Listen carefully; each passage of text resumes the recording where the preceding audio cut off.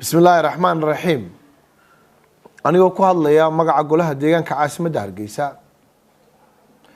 iyo dhammaan shaqaale weynaha dowladda hoose Hargeysa waxaa noo sharafaa inaanu ku dhawaaqno in maalinta Khamiista oo ku beegan 29 bisha July inay tahay maalinta loo asteeyay maalinta ay dhacayso ololaha 8 degmo ee lagu nadiifinayo caasimadda Hargeysa sidoo kale waxaanu halkan ka cilaaminaynaa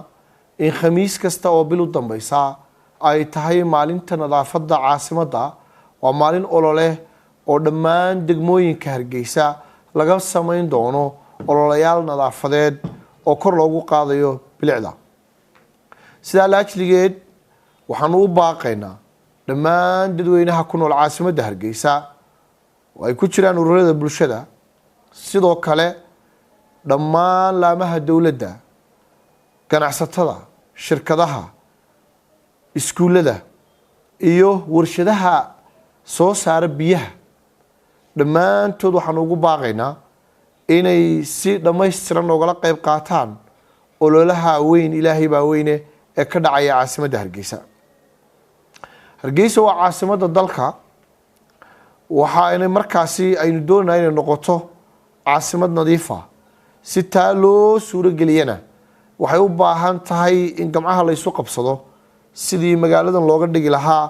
magaalo nadiif ah oo markaasi aynu ugu faano adduunka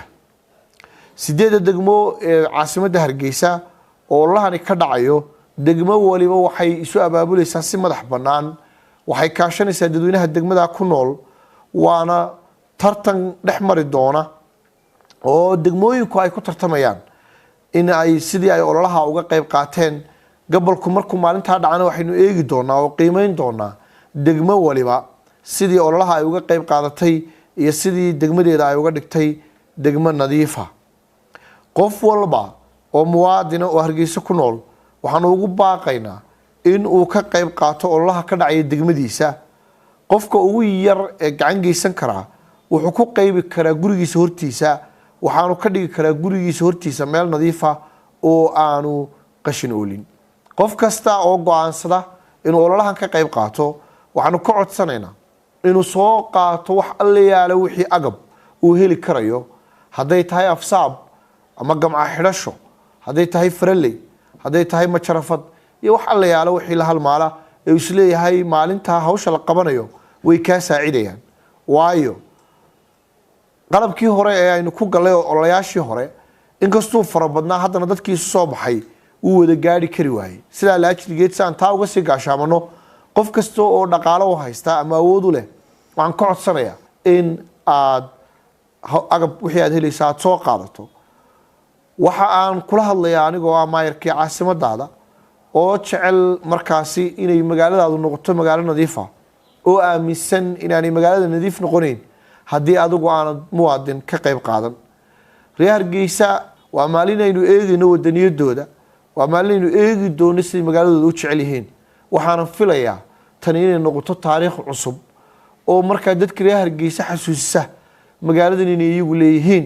magaaladan inay jecel yihiin magaaladan inay ka dhigi karayaan magaalo nadiif ah sida ay markaasi magaalooyinka kale ee caasimadaha ah ay ula jaan qaado waxaan rajaynayaa maalinta Khamiista ah inaynu dhammaanteen madax shacab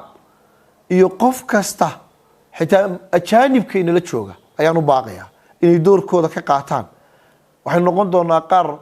tacabka iyo dadaalka ay bilaabaan 6 subaxnimo ee maalinta Khamiista qiimeeyo markuu gobolku sii dhacayo insha Allah ta'ala saynu guusha uga soo hooni dooxa Hargeysa ayaynu degmo walba iyo goob kasta oo ku taala magaalada Hargeysa guul uga keeni doonaa wassalaamu calaykum waraxmatullaahi wabarakaatuh